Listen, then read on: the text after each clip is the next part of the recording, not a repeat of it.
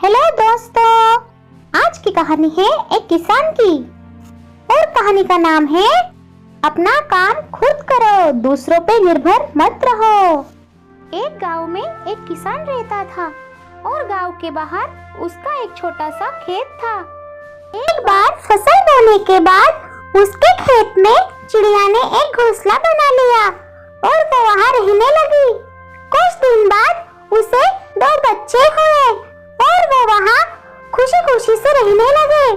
कुछ दिनों बाद फसल पक गया और कटने का समय आ गया।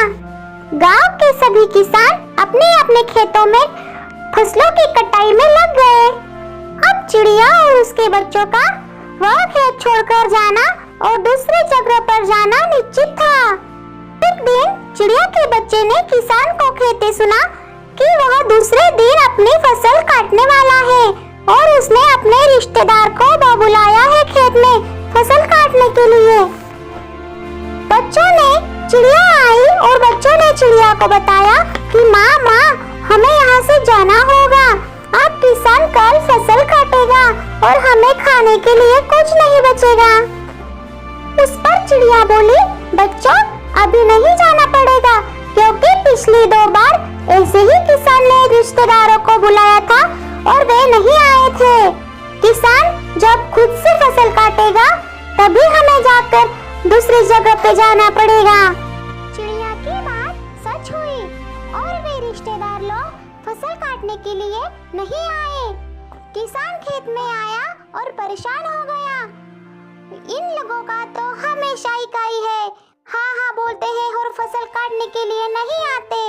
अब मैं खुद ही कल आऊंगा और पूरी फसल काटूंगा। ऐसा कह के किसान वहाँ से चला गया। फिर टूनी बोली, बच्चों अब हमारा जाने का समय आ गया है क्योंकि अब किसान ने ठान लिया है कि वे अब मेहनत करेगा और फसल काटेगा। अब हम रात भर रुकते हैं और सुबह किसी नई जगह पे जाते हैं। और यह कह के वो चिड़िया अपने दोनों बच्चों को लेकर किसी दूसरी जगह जाने के लिए निकल पड़ी। बच्चों हमें इस कहानी से क्या सीख मिलती है?